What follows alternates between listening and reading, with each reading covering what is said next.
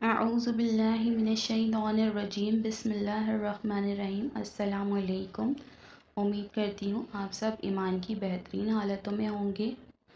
آج ہم پڑھیں گے حروف لسانیہ کے بارے میں۔ اس سے پہلے میں آپ کو حروف شجریہ، حروف حلقی، حروف لہاتیہ اور حروف نطائیہ پڑھا چکی ہوں۔ آج ہم جانیں گے حروف لسانیہ۔ حروف لسانیہ ث، ذال، ذو کو کہتے ہیں۔ یہ بھی راس اللسان یعنی زبان کی نوک سے ہی ادا ہوتے ہیں۔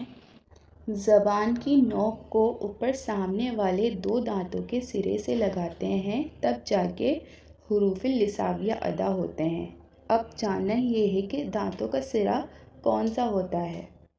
آپ نے دیکھا ہوگا کہ بچے کسی کو کاٹتے ہیں، کسی کے ہاتھ پر کاٹتے ہیں تو ان کے ہاتھ پر نشان چھپ جاتے ہیں، وہ دانتوں کا سرا ہوتا ہے جس کے نشان چھپتے ہیں۔ یعنی زبان کی نوک اوپر سامنے والے دو دانتوں کے سرے سے لگے تب جا کر ث، ذال، ذو ادا ہوتے ہیں۔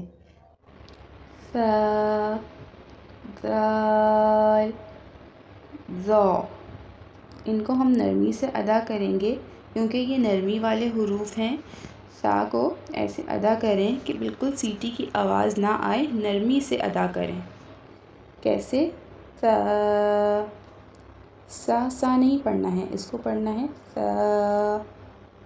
دوبارہ بتاتی چلوں، سا، ذال، ذو کو حروف لسانیہ کہتے ہیں کیونکہ نرمی والے حروف ہیں۔ راس اللسان یعنی زبان کی نوک جب سامنے والے دانتوں کے سرے سے لگتی ہے تب جا کر یہ 3 حروف ادا ہوتے ہیں۔ امید کرتی ہوں یہاں تک آپ کو سمجھ آ گیا ہوگا۔ ملتے ہیں انشاءاللہ اگلے لیسن میں، جب تک کے لیے اللہ حافظ۔